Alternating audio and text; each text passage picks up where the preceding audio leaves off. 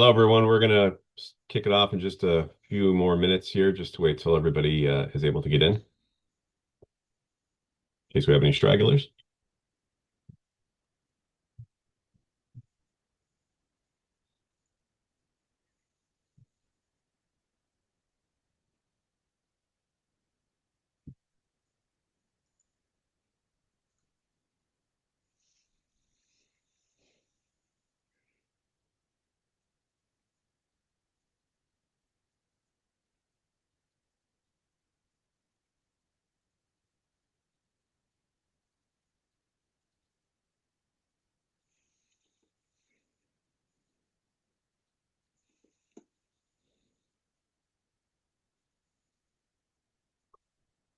All right, Amy and Ryan, you about ready? Yeah, let's kick this off. Okay. All right. Good afternoon, everybody, and welcome to the Stroudwater Associates Revenue Cycle Institute. We're very grateful that you've chosen to spend your time with us today and to join a community of leaders who are deeply committed to the future of rural healthcare. For more than 40 years now, Stroudwater Associates has focused exclusively on supporting rural and community hospitals, and our work sits at the intersection of strategy, finance, operations, and revenue cycle. And we help hospitals navigate complexity while protecting access to care in the communities that they serve. And many of our consultants are actually former hospital executives and operators themselves, so we understand firsthand kind of the realities that you're facing. Today's institute is designed to be practical, candid, and forward-looking. So we're going to explore a series of sessions that reflect the real decisions that rural hospital leaders are confronting right now. Session number one is called Unlocking Organizational Potential, How Leadership Alignment Elevates Revenue Cycle Performance. And then our second session at the top of the next hour is called Driving Financial Performance through Strategic Revenue Cycle Oversight. And just as an aside, we're going to have a little break in between the sessions. Um, so throughout the Institute, you'll hear from Stroudwater leaders and trusted partners who bring deep experience in rural strategy, finance, operations, and revenue cycle. And here's a little bit more about them. So we have Amy Graham. Amy is a principal here at Stroudwater with deep experience in healthcare finance and revenue cycle management. She supports hospitals and rural health clinics in optimizing financial performance, aligning revenue cycle processes, and achieving sustainable growth. Amy brings over 20 years of experience leading teams, executing complex projects, and improving operational efficiency across diverse healthcare settings. And then joining her on the Stroudwater side is Ryan Brenneman. Ryan is a senior consultant here at Stroudwater. He has extensive experience in revenue cycle management for hospitals, ASCs, and physician groups. He helps clients optimize the reimbursement, improve the RCM performance, and streamline processes, bringing both analytical expertise and a collaborative approach to every engagement. And then we're also joined today by Shelley Malson. Shelley is Revenue Cycle Director at Jackson Parish Hospital, which is in Louisiana, and she has over 30 years of experience in health information management and rural healthcare. She supports hospitals and clinics in optimizing their revenue cycle operations, workforce development, and training programs. Shelley is active in advancing rural healthcare initiatives through leadership roles with the Louisiana Rural Health Association and the National Association of Rural Health Clinics. With that, let's begin. Amy, go ahead and take it away. All right. Hey, thanks, Keith. Thanks for that introduction. And just want to make sure everyone can see my slide. And the first place we're going to start is just making sure that we are all getting on the same page. So, revenue cycle, what is that? Um, so, we're going to start off, though, we're going to kick off a polling question. So, while I chat about revenue cycle, because it's going to take me a hot minute, what I would like you all to do is to answer the polling question that just popped up on your screen there.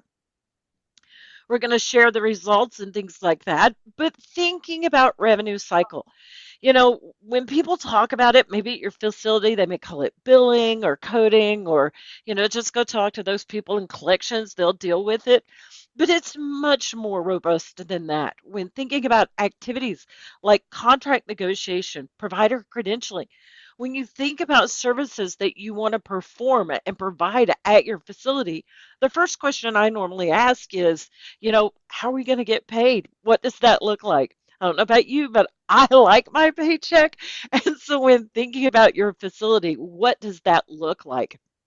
Then we go on to activities such as scheduling and registration, insurance verification. These are some things that you think about within the claim life cycle. In some of your facilities, you may have that scheduling and registration area may not even fall under revenue cycle. And similar to like payer contracting and contract negotiations, things like that, they may occur outside of what you would traditionally see as revenue cycle. Yet these activities do lead into getting that claim paid, getting it processed, working it through. Things like insurance verification, prior authorizations. Oh, we know we all love those. And then it walks into, your patient arrives. When your patient shows up for the visit, that patient check in, capturing your copays and deductibles, patient payment arrangements. How are you going to pay for it? And then get into the nuts and bolts of what people traditionally think of revenue cycle with coding, capture, and counting documentation, some transactions that happen in the background that you may or may not have access to or even see taking place that's just computers and AI tools working back and forth with claims submission where charges are going through, claims are getting scrubbed, they go pre-adjudication, it makes it off to the payer. We have inbound processing with mail. Your mail comes in, your payments are received, bank deposits, payment posting. These are activities within it. You have back end activities with the AR. This is where people traditionally think about when they're going to like want to talk to somebody about what's going on and why cash is not coming in the door. They start talking to those back end activities. And then all of that is bookended with this analytic data. All of this information comes together to create, support and create that revenue cycle management, your claim life cycle, and what that looks like. Hey, Keith, I know you just showed the polls for us, or someone showed the polls. Can Yep. you run over the results for us, please? Sure. It looks like 10% said competing strategic priorities. 8% said lack of shared performance metrics. 7% said limited executive visibility into revenue cycle operations. And then the last three were kind of the highest. So 24% said departmental silos. Mm. 27% said communication gaps between finance and clinical leaders. And then 24% said resource constraints, staffing and technology. Yeah, it's interesting that I'm almost like, did y'all see my deck ahead of time with the departmental silos?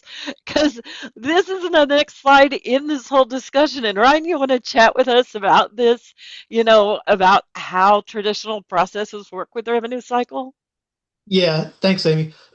So just kind of thinking back to that slide that Amy just looked at, there's so many things that are happening within the revenue cycle, but really, when you kind of think about that, many of the organizations we see really think of that process being sort of an assembly line of sorts, kind of just builds upon itself. So you go to registration, that occurs, clinical happens, et cetera, and it kind of works. The patient works their way through the process, and then the claim works itself through the process as well. However, what we're seeing from this slide is there's so many inputs that go into creating your claim. So what's occurring from your clinical team, as well as how you contracted your hospital or how you contracted your providers. Those type of things really have an influence on what your claim will look like when it goes out the door. So when thinking about registration, coding, billing, your CDM team, again, all of those things are having some sort of input or setup into what does that UB look like? What does that HICFA look like? And traditionally, all those come to the claim goes through, it gets denied, and then boom, that all gets kind of dumped into your quote unquote billing team's workflow. So, hey, fix all these errors that we found of something that may have occurred upstream. So, it's somewhat frustrating for a lot of your revenue cycle teams because they feel like they're on an island. I'm trying to correct all these problems that may have occurred because of something that occurred upstream or is just a natural byproduct of how our system is set up, how we credentialed our providers, all of these things that have some sort of influence. So again, it's often a one-way path. So all this is coming in, but really what we want to kind of help your revenue cycle team do is not feel like they're isolated, not feel like they're on that island, but how can we get those other inputs, so to speak, on the same page and help them help us kind of find the solutions to some of our problems. Yep. Hey, Shelley, and being there in the hospital and things like that, what does leadership alignment really look like in a hospital setting? Does this resonate with you when thinking about it? Yeah, so historically, the revenue cycle was a back office problem. And so, with the clinically driven revenue cycle today, this is a more of a front end driven process. So, having leaders aligned that will speak to each of those department heads and get everybody on board, knowing that everything we touch is actually part of the claim system. Years past, someone was in the back office hand keying charges. Today, they're dropped from the order system and task being completed. So actually having those leaders understand those processes today, um, are different from they were years ago. And then working to find root causes of any issues we're finding so that we stop those denials as soon as possible. So, actually, having the leadership aligned and having shared goals across departments. Hmm. Really, we want to provide quality care while being paid for the services that we rendered. We all like to keep the lights on and we all like a raise and we all like our paycheck each pay period, but that does come from a shared goals from each department. So when the ownership of the denials isn't just on the business office or the revenue cycle, we have to start with where we're seeing them. And fortunately, here I have some good department heads that'll work with us when we find an issue, and we'll try to stop that and then recreate our process. hmm So, in the past, I liked how you call it that, it was a back end problem. We'll just deal with that later. No big deal. Yeah, oh yeah, I mean, somebody will fix it. I just was like, oh, don't worry about it. It'll come through and everything. Why do you think that it was often seen as a back end problem? Why, it's that it's an operational issue. Just let them take care of it as opposed to a strategic issue.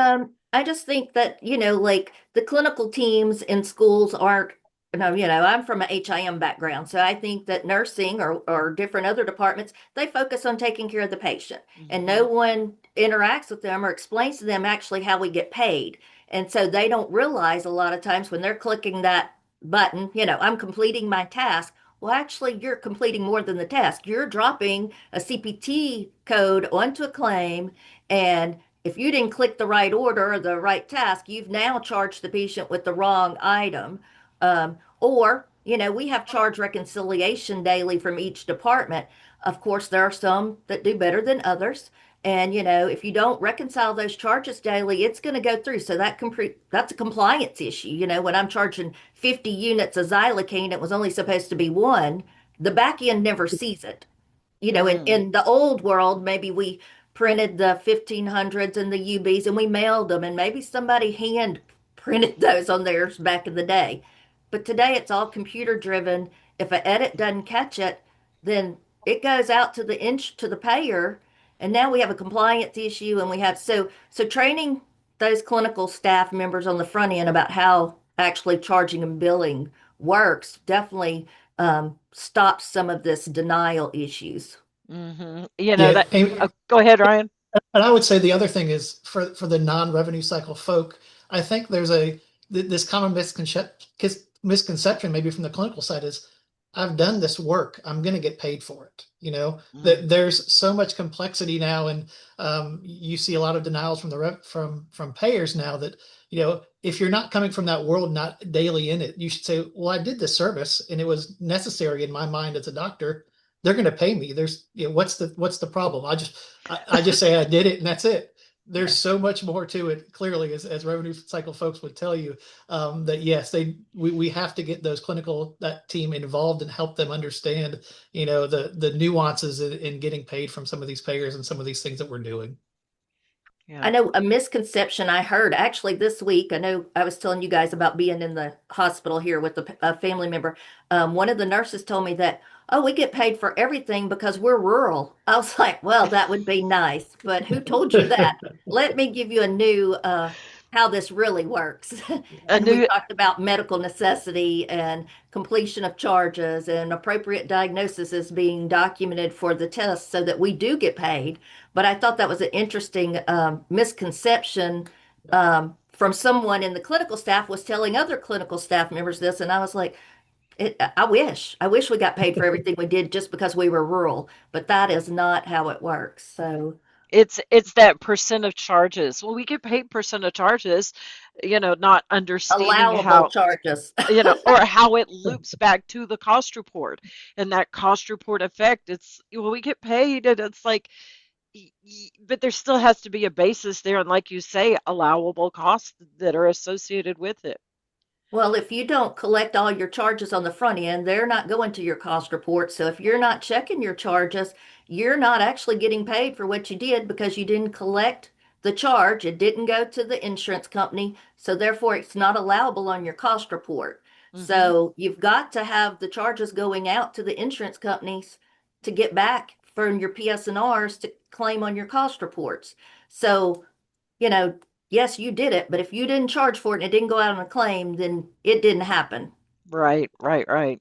So when thinking about it, so you've really gotten your leadership involved in this process, and working through it. And I think that there are some really key factors to take into place with this when thinking about this leadership engagement. You have that strategic alignment, where you're focused on it, and instead of it just being well, that's a back end problem, you've brought it to the front, thinking about that.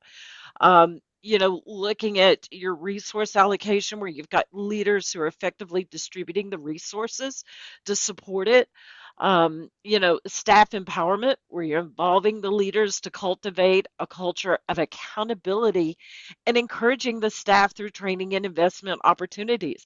I think, Shelley, just in that example that you gave where you're talking to a nurse, it's like, there's a culture of accountability here. I need you to be accountable to the right message that's being shared within the clinical team. Not that they're intentionally doing it wrong, but, you know, encouraging them to understand through that training and just that concept there.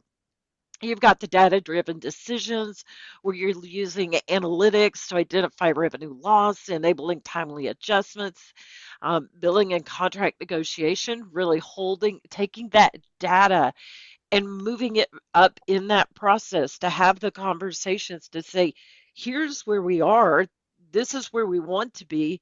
Let's look at the data and how can we get there. Having that interdepartmental collaboration where you're engaging your leadership to connect to the clinical and administrative teams. So it's not just that back end situation there, but that you've got it on the front end. And then vendor management. A lot of times, we talk to rural and they're like, oh, well, we've just, somebody else takes care of our revenue cycle for us. That we've got a third party that takes care of it. Hey, Ryan, can you share with me some of the challenges that we've seen with that vendor management side of it and how to keep the leaders engaged on that? I mean, do we need to keep them engaged or not? What are your thoughts Uh, on that one? 100% we need to keep them engaged. Like, and I think that the challenge you think is, I'm going to outsource this because I don't want to deal with it and I want it to be someone else's problem and it's going to be taken care of 100%.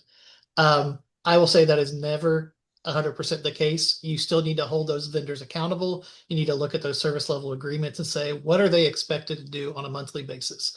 How can I hold them accountable based on, some sort of KPI or some metric? But again, what are they going to provide to me on a monthly basis that says, yes, we've worked these claims and this is how successful we were?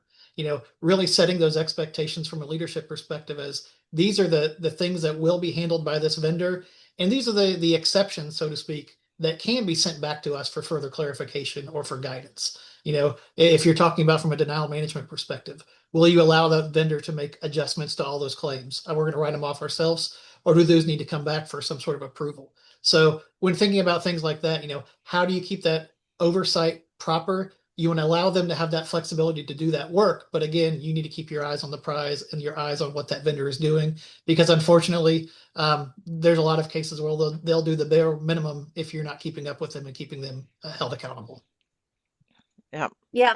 Um, just weighing in on that vendor management, I've had several situations with that. And I always say, you better, someone in your facility needs to stay on top of it, watch it. One of the things I suggest is running your age trial balance. finding those accounts that aren't being worked because things get hung up in our EHRs, and so you may miss some things, but you can also pull that monthly, quarterly, or whatever, and you can see the low hanging fruit that may still be not being worked. Most of the time, the third party vendors, of course, are doing a percentage of what they collect. So the higher dollar claims, they want to work those, and your secondaries will fall behind. So there's some areas that, like I said, from my perspective, those are areas I would watch and check that ATB. Hmm. Shelley, you make a great point as to how is your vendor incentivized? Is it by a percentage of collections? Amy and I have worked with some that is, oh, they're paid on the number of claims they touch. Okay. There's no incentive to be paid. There's an incentive to prove to you that I've touched a claim. And Yes. I would strongly recommend to go in a different direction than that. But you're 100% right. They will look at your contract, look at exactly how it is worded, and determine what's their best course of action, which makes them the most money or keeps them in the best, light. Yeah. So I picked up on that, I picked the vendor management just thing on top of that. Shelley, what do you see from, from your leaders, from your team at your hospital and your clinics? What do you need most from that executive leadership to succeed? What makes your revenue cycle team successful because of that? Well, I think active engagement in our revenue cycle and, having a revenue cycle meeting and then being actively engaged so that the visibility is there for the rest of the facility. So that way the other leaders see that the leadership takes it is important to them. And so therefore the department heads then take it importantly. And then it just trickles down into the facility and builds the culture of this is an important issue that we all are involved in. So having someone actively engaged with you and explaining to these teams why the daily charges um, or need to be reviewed because that average daily revenue, I mean, that's how you tell if you drop or, your utilization is that average daily revenue. And if it's not being accurately reflected, then we can't make accurate financial decisions because we're using those numbers for staffing and all other things. So it just affects more than the bottom line. It affects the staffing and all of those different things. So I think having leadership involved. Hmm. That's a good point. Hey, Ryan, I know I picked that out and asked Shelley, what are your thoughts on this page? Or that I picked on you and asked you to talk about Now, vendors.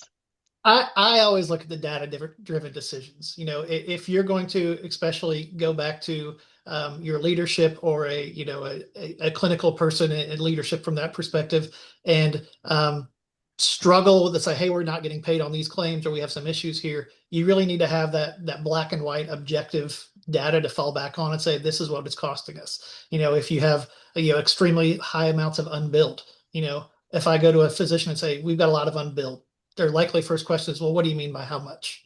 How much are we talking? You really need to have that data to fall back on. And really, it's not a subjective, Ryan's opinion. It's black and white. We're missing this amount of charges, or well, we've got this many denials for medical necessity. What do we need to do? I really think that having the leadership that kind of buys into that data-driven culture and says, yes, we're going to kind of rely on this to help us make the best decision possible, is a great place to start there. Yeah. And Shelley, I'm going to go to the next slide, but I want to ask you as we talk about it, how do you ensure that your revenue cycle strategy supports the long-term organizational growth? I know you talked about that cost to chart or the average revenue per test and the average revenue per Yeah. stay. How do you, support that long-term goal rather than just a short-term objective or short-term Well, cash goals? the revenue cycle is what protects access to care and keeps hospital viable. So, the mission is to provide quality care, access to care for our hospitals. So, without the revenue cycle and everybody, then we can't provide all those things without income, without money. We see that. So, the long-term success is going to come from an alignment of everyone in the facility being aligned and to meet the mission, the goals of the mission. And we succeed when leadership and everybody has a shared goal. Hmm. All right. So Ryan, you talked about everybody about revenue cycle being on an island and things like that. once we start getting our leadership engaged, what does this look like now? Can you explain that the change in this graphic? Yeah, so starting on that right-hand side, our RCM is no longer the lone entity in this box. You see, we have some decision makers, and we call them RCM champions from each of these areas on the left-hand side that really understand the value and the importance that they bring to the revenue cycle department. So again, do you have that physician champion that says, yes, I really value and understand what revenue cycle is doing, and I understand what, from a clinical perspective, what influence we have on what those claims look like when they go out the door and whether or not we're going to get paid. So again, now we have someone that's championing each of these on the left-hand side with revenue cycle, and no longer is it a one-way street. We kind of have this feedback loop where, yes, our RCM team is meeting with our critical stakeholders on the left-hand side, and we're getting guidance and maybe adjusting policy and behaviors on that. But then also revenue cycle is providing data back to them and saying, yes, hey, look, we're doing much better from a DNFP perspective. Hey, guess what? Our coding is getting greater because we're doing XYZ. So again, we're all on the same page. We're pulling in the same direction. Much like Shelley said, we all want to get paid at the end of the day. If revenue cycle cannot function properly and our denial rate is 90%, we're going to run out of cash real fast. And no one on the left-hand side is going to be happy either. So again, it's really getting to that point where we all understand, our piece of the puzzle, so to speak, and we kind of move forward together. Hmm. Hey, Shelley, with your teams and this revenue cycle meeting, if you were to sit here and picture that team, do you sort of go, "Oh, Ryan's going to ask about this, and Amy's going to ask about this metric"? Do you know ahead of time like who's going to focus in on which metric and bring back to their team? Well, usually if you're having department heads in your meeting, they're each focused on their department. Our CFO is going to be interested in the AR days, the DNFB, and why your AR days are not at your goal. Are they, we like to keep ours around 50. I think the 45 to 55 is a good metric. The lower it is, the better your cash flow. So that's great. In the DNFB, if you can make sure that all those are being coded and you're not waiting on physicians, sometimes I have to visit with my physicians and explain. There are some insurance companies only have a 90-day timely filing limit. So of course, a lot of people don't know that, and so if you're waiting 30 days for you to complete a note, I only have 60 days to get that out. And I may have a coding problem or another problem once you finished the Yeah. notes. So just everybody being aware of all those issues. So um, in those revenue cycle meetings, we'd come with the KPIs and then we'd go through our medical denials and our all the things we're adjusting for, medical necessity issues, timely filing, and all those things, and we'd figure out the root causes and really would hope to decrease those each Yeah. month. I will say for those in the audience, because Keith and I actually had this discussion earlier today.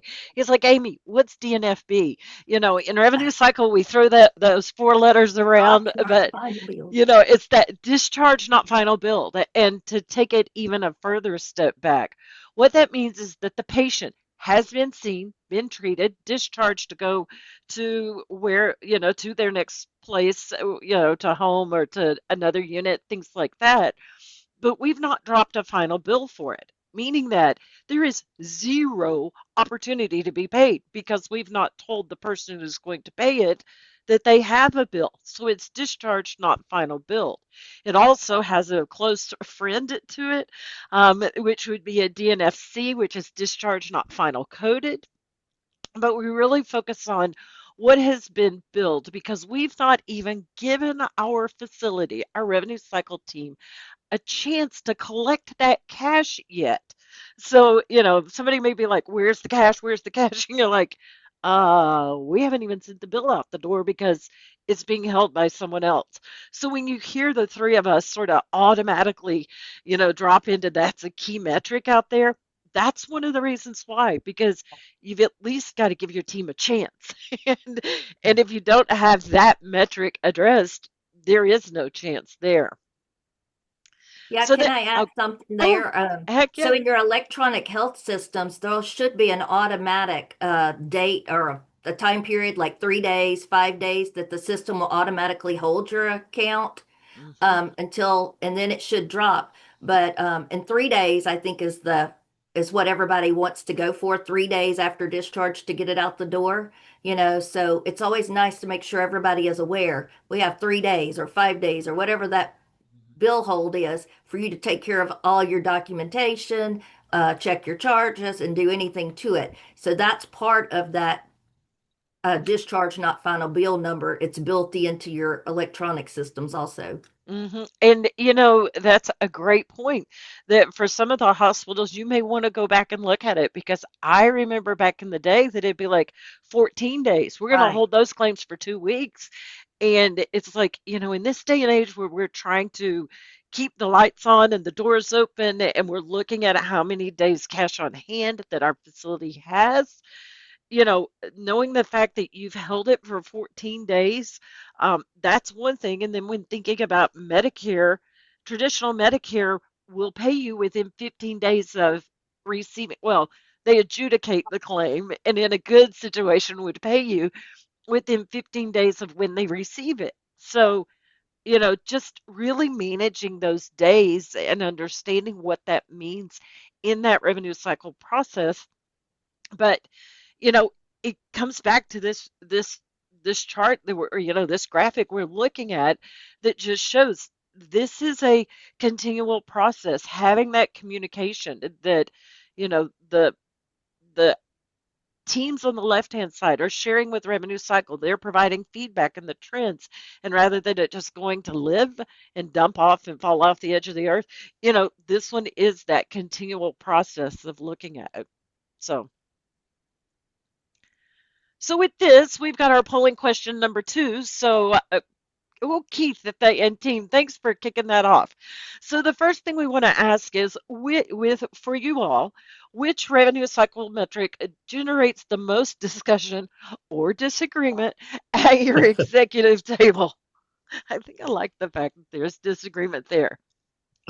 So we'll give everybody a minute to do that, and then Ryan, I'll let you set the stage with our KPIs and what the information is. Yep.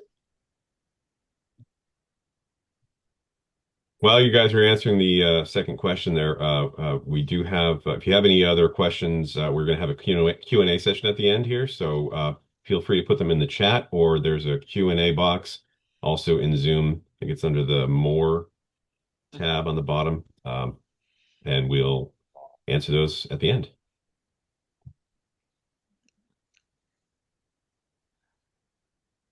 All right.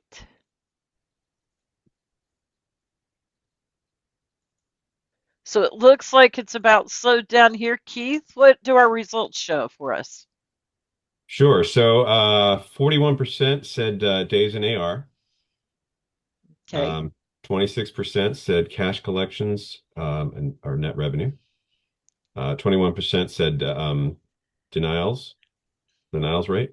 And then the last three were pretty low. So 3% said cost to collect. Nobody said patient financial experience metrics, and Oh, 5% said bad debt or charity care.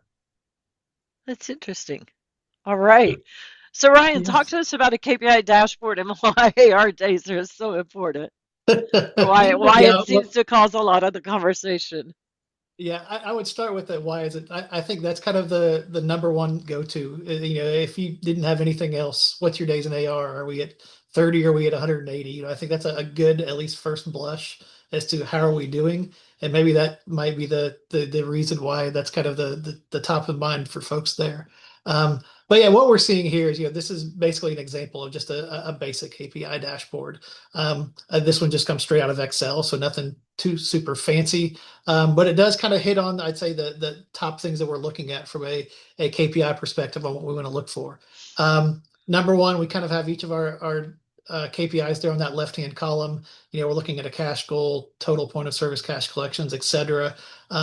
And normally, if I were to create a file like this or kind of a KPI dashboard, I would start with that metric and then really add in, hey, where am I pulling this data from? I want to be able to replicate this information on a monthly basis, pull it from the exact same source data, and that we have that going forward. So we're not pulling it from a different place, or we're kind of misconstruing our information from that perspective. So I would start there. The second item that we do see here in our KPI example is that each of our metrics does has a goal. So we do know kind of what we're shooting for. Shelley mentioned that days in AR between 45 and 55, but also, we have DNFB and DNFC both here, and we kind of have a goal and a target that we're shooting for each of those as well. So again, as you're thinking about creating that KPI dashboard, we do want to have some sort of target that we're aiming for that at least gives us a back of the napkin assessment of kind of where we're trying to move to. The other thing we see here is that we do have that kind of that red, yellow, green stoplight to say how we're doing. So it's a quick, snapshot. We can look and say, hey, we're getting better, we're moving in the right direction, or hey, we're a good bit off from our target. And just keeping all those things in mind, we can change our goals over time. If we're sitting at 100 days in AR right now, and it's like 45 to 55 seems so far away that it doesn't even seem reasonable. Well, we can set an interim goal for 80 days or something for the time being. And once we hit that, then we reevaluate, reassess, and create a new goal from there. So really, we keep all those there in the back of our mind. But really, the key item here is kind of using that KPI dashboard as this is a good place for us to agree on key items to prioritize. We can't have 500 things on our dashboard, but we do have a high level number of things that we have agreed with our RCM champions and our financial team and our leadership that says, yes, these are the things that matter. These are what we're going to track. And this is what we're going to put our focus on over the next 3 to 6 months so we can really try to hammer home and improve it from a revenue cycle perspective. Yep. So in looking at it, when thinking about this dashboard, and we'll talk a lot bit more about that in the next session.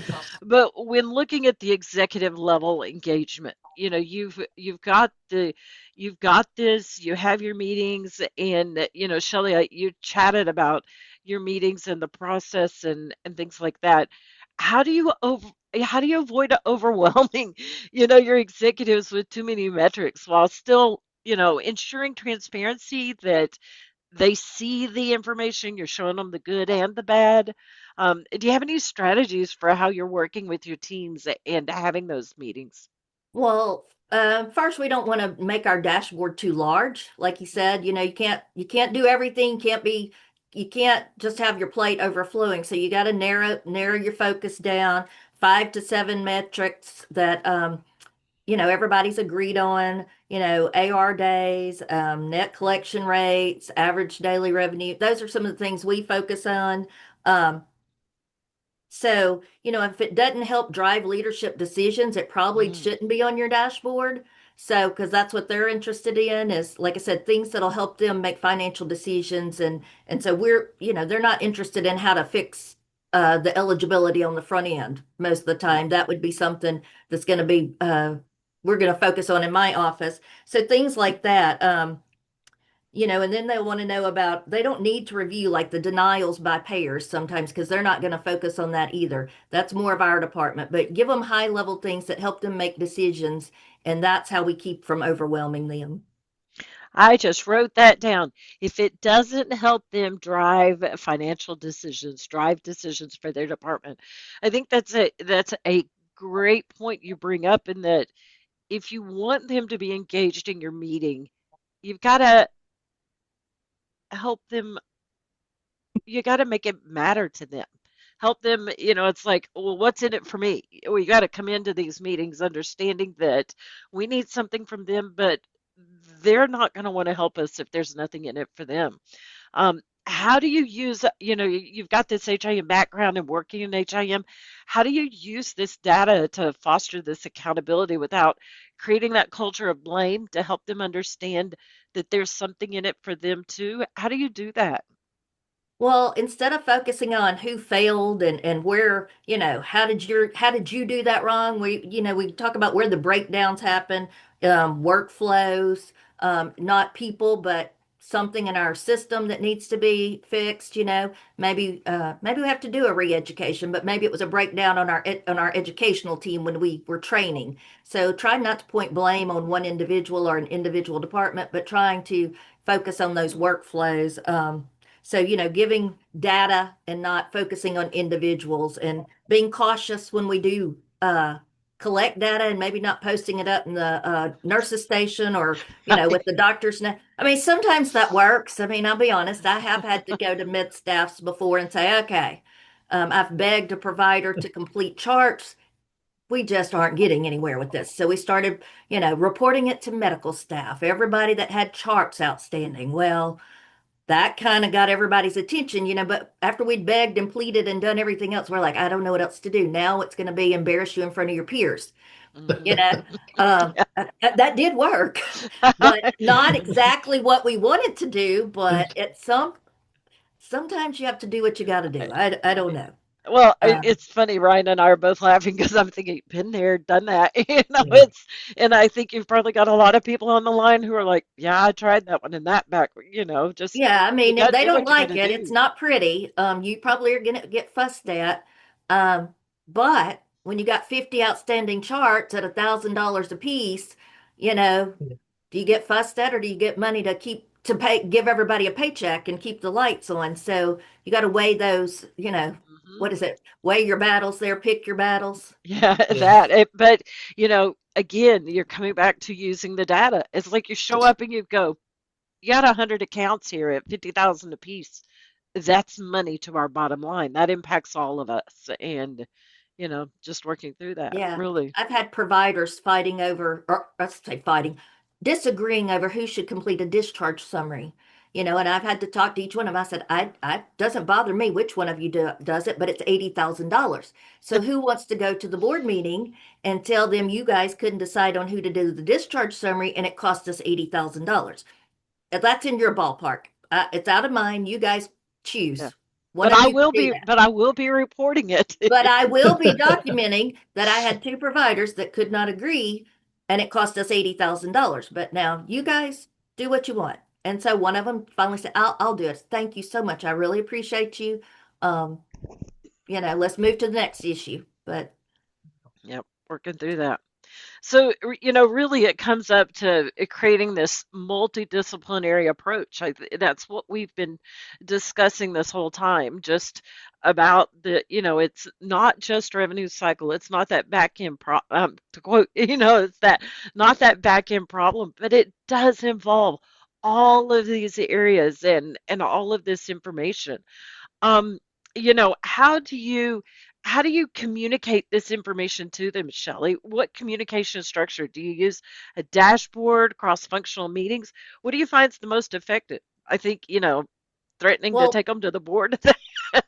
well, Maybe not so much, but no, mostly we try to like with the registration staff. We have two registration supervisors here. We've started doing quality reports each month that show, each clerk that has we do it like how many consents are done, insurances are scanned, and everything's appropriate. So if they meet the benchmark of 95%, they get a prize, some kind of little prize or whatever. And then if they're not meeting the benchmark, they see other people are getting a prize. They didn't get a prize. And then their supervisors are talking with them about how to improve their scores. What is it we can do to help you? What do we miss? What tools are you missing that we can provide you that'll help you with this? It's not so much trying to get on to everybody, but promote the ones that are really working hard to get those higher scores and trying to help the ones that aren't. We talk to case management. I talk to case management, try to build relationships with each of these departments. I have lunch with the case managers and I go visit with my IT department, trying to visit and build relationships with each of the departments so we can have one-on-one conversations when we have issues. Um, and then that way we try to support each other. And it's just all shared ownership across the facility, not just one department's problem. You're on mute, Amy. that's what happened when you had to cough off screen. You put yourself on mute. Now, Shelley, you make it sound easy. Is it easy? I mean, I've been to No, hospitals where it's like revenue cycles across the street in a whole totally different building, or you've got we this are. outsourced vendor. Are We you? are in a building outside of the hospital, but like I go in and out of the hospital 5 or 6 times a day, meet with different people. And then I hope to empower each of my employees to make decisions and encourage continuing education for every employee in my department specifically, making sure that we all have rural health backgrounds, making sure that they all get the education they need. So it's not just on me to try to find issues or whatever. I have we're trying to engage all of our employees to be proactive and to identify issues and help fix these problems, on the front ends rather than on the back ends. So Yeah. no, it's not easy. I've been here 8 years. I actually think I saw someone on the call. Brenda was on the call, I believe, and Brenda could tell you what it was like 8 years ago. She helped us with an implementation here. So uh, Yeah. it's much better today than it was 8 years ago. And you hit that resistance. It's Oh yeah. that, you're in this other building, you're in your office, it's cold outside or it could be too hot outside, whichever, and like this person's just not going to play along. They're going to resist me. They like being in their own little channel, in their own little silo. How do you handle that when resistance arises and you got to Well, address these leaders? You got any tricks? I don't know if I have any tricks. I try to be pleasant. You try to bring the data. You try to speak to them, with the data and how it's affecting the facility and the overall um, area, and if it doesn't, like I said, I try all the beg, plead, all the nice things, you're trying to show the data, you're trying to get them on board. If that just does not work, then I go to executive leadership and say, hey, I have a problem over here. I've tried X, Y, and Z. I've tried all the solutions that I know. Can Yeah. you please help me to get this resolved?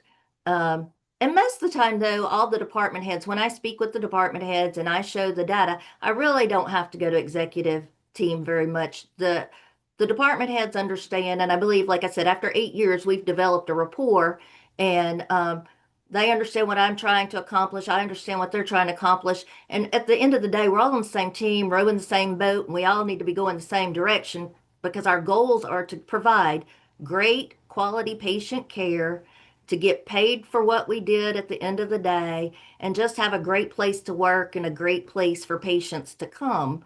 So I think our goals are all aligned. Sometimes we just get, you know, Yeah. a little siloed occasionally. Every once in a while we hit a wave in that boat, right? Yeah, every Yeah. occasionally we get tired rowing and one wants to drag their paddle and we have to kind of help them get back motivated. Yeah. Alrighty, so we're going on working. All of a sudden, Keith, I look down and I'm like, we got about 10 minutes left in the session. Yeah, I was just going to So say that. So, really, we're really looking at implementing our KPI dashboard and, again, tracking what matters. Are you tracking denials? As Shelley was saying, she tracks denials in her department down by the payer and, the type and things like that. But maybe that's not necessarily what you want to do, for the executive side to drive those financial decisions. So with this, thinking about, just sustaining this alignment and culture and looking at it. So Keith, before we get to our call to action, do we want to fire off our third polling question? yep. So when And also, thinking of, oh, go ahead. I was just going to say, and also, if you have any other questions for the Q&A session, please put them in the chat or in the Q&A box. Yep. So when thinking about, in the future and what it looks like and the actions, from the conversations and the experiences that Shelley shared with us, what is that one action you can take? Just take one. A lot of times we look at these things and we think, I can't do all 15 of those items, but we can do one. And as you all are putting that in there, we've got some suggestions for you as well related to it. Looking at, developing and monitoring your KPI dashboards. Do you even have, something at a high level that you can track that? In our next session, we're going to talk a little more about this and what that looks like, but tracking it. looking at creating a revenue cycle champion team that's focused on just addressing the identified issues, where you're not placing blame, but it's that, as Shelley said, you're all in the same boat and rowing it in that same direction. Creating that champion team that will target the areas of priority, that they know where you are headed, they know which direction we're going, and that it aligns with your organization as a whole. And then finally, just thinking about, committing to continual learning and adapting to new and developing issues that are caused by outside parties. And there's part of me that wants to call them nefarious parties, Dr. Nefario. Just because, Shelley, as you were saying, you're in the same boat, you're rowing in the same direction, and yet you know what? We're all trying to get paid for it, but then we've got these external forces that are trying not to pay us. And, for as much as we want to get paid, we know we've provided the services. There are those who exhibit behaviors that make those organizations that exhibit behaviors that really make us feel like, you know what? You don't want to pay us, do you? They'll never come out and say they don't want to pay us, but they have not done anything that makes us want to. So, Keith, what do we see is like the top three things that we're seeing on the results of the Yeah, poll? the top three in this order. So one, the highest vote getter was improve cross-department communication structures. That was 38%. And then the second one was simplify and standardize performance dashboards. That was 26%. And then the third one is clarify shared accountability across departments at 22%. Yeah. Just those things, getting them in place and looking at that. And, Shelley, my question for you is what's that one piece of advice for everybody who's looking to stand this up and get this started, that they want to either simplify their dashboard or, get that alignment, that information in place and create that communication? What's that one piece of advice that you would give them? Well, I think, get your data together, understand what your data is showing you, determine what you want to put on your KPIs if you don't have those already.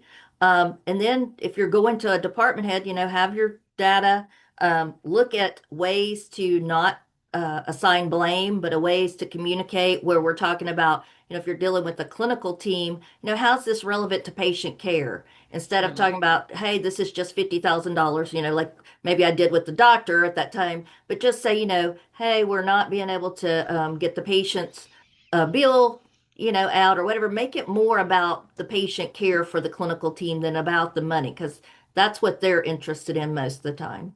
At the end of the day, it still is a hospital. And you have Right, patients that are coming there because, they're not coming there because they just want to hang out with you. So right, there right. is something wrong. Ryan, what do you see is a piece of advice that you would provide? Yeah, I think Shelley kind of hit it just from her activities is really if that culture is not there to have that RCM champion team, it could potentially take time, but building those relationships is critical. She mentioned walking across 5 or 6 times. It's very difficult as if they're really set in their ways in these other areas to come immediately with a lot of data and feel, somewhat accusatory. But it makes some take some breaking down of those barriers, so to speak. But just start having those conversations with the registration team or the clinical team or whoever it may be, and really work towards that understanding that yeah, we are pulling in the same direction. We're all in this together. It may take some time, but just start that conversation. Yeah. And it's hard. I make no mistake that for those of you who are doing this day in and day out, it's hard. It's more fun to go research and figure out why the chart went wrong and how we can get paid or what broke down in it. But I would challenge you that for all of the research you've done to figure out what you need to do to get paid, actually coming back and saying, wait, if I just go talk to this person about what I found, they can confirm it. They can confirm that you found something correct about it and open up that doors. But I get it. I like talking to people. I love having these conversations. A lot of you out there listening may be like, nope. Thank you very much. I'm just going to come to work, do my job, and go home. But if at the end of the day, I challenge you to say that by having these conversations, by engaging these people in it more, you'll really, you know, help yourself out at the end of the day because they will understand what you do more and have a healthy respect for that. So, And I would just throw in there, Amy, the cost to fix the denial on the back end is multiple mm, times higher than the effort it is on the front end before you've actually submitted the claim. yep, yep. So I just want to say thank you. Open it up for Q&A. Did we have any questions come through, Keith? Did you see any No, coming none so through? far. We did have one comment from Jenny who said, going back to talking about discussions, she has in quotes, come from administration looking at net revenue, whereas she looks more at gross revenue because she thinks it says more of what her staff is doing to the net revenue. If I understood Oh, that correct. Yeah. here is what I will say. I think that um, what I know from my experience and my background is finance has a definition of net revenue, has a definition of AR, and revenue cycle has a definition of AR. And a lot of times those are two different definitions. And so when you are having these discussions with your team, maybe as simple as how we opened it up and said, here's what we are talking about for revenue cycle. This is how I define it.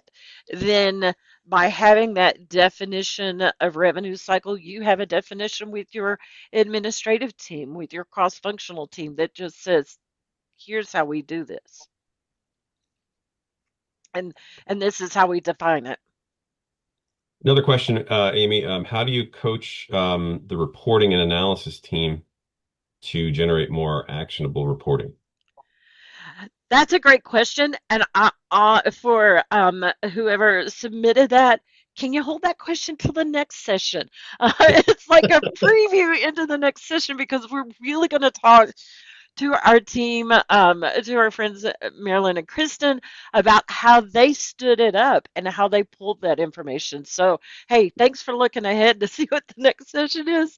But that's if I can have that ability to just pause that question, so Keith and the team in the background, if we'll remember that and send it for me through to the next one, we'll make sure we address it. That's good. And then there's just a couple of questions about the recording. So this is being recorded and will be made available to you, and the slides will be made available to other participants as well. So, alrighty, thank you all for joining the call today. Keith, I'll hand it back to you, and you can tell us what our next steps are. Sure. So our next section is going to be called Driving Financial Performance Through Strategic Revenue Cycle Oversight. And we're going to take a little bit of a 5-minute break, just so people can regather their Get a thoughts new and things water. like that. So you can stay on or just come back and join us right around 3:02, something around there. We'll start again. All right, thank you, everyone. We'll see you in a short break. All right. Thank you.